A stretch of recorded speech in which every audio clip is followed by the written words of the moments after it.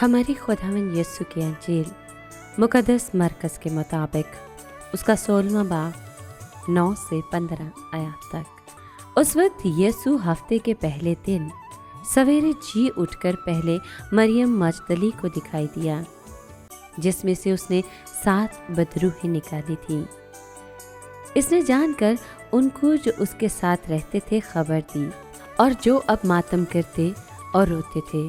पर जब सुना कि वो जिंदा है और उसको दिखाई दिया है तो उन्होंने यकीन न किया।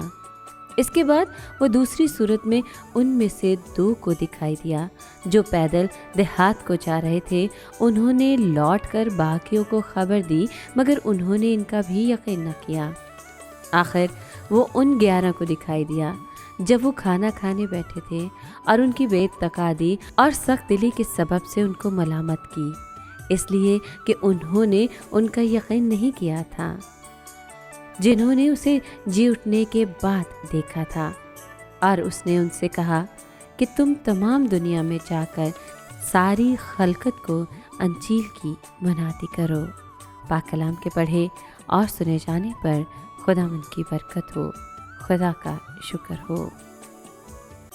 अजीज दोस्तों, दुख और मुसीबत के बगैर इंसानी ज़िंदगी का तस्वुर नामुमकिन है, क्योंकि दुख इंसानी ज़िंदगी की बुनियादी इकाई है।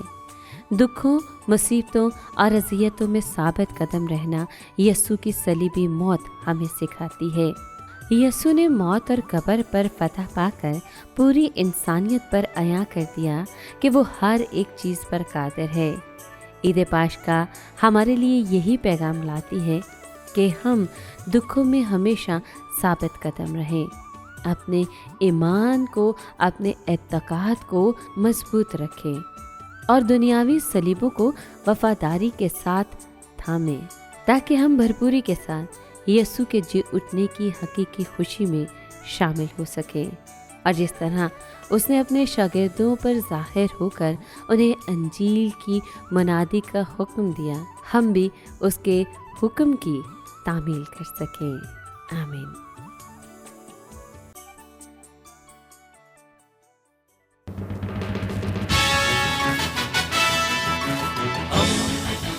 दोस्ती का पैगंबर, रेडियो वेरितास एशिया।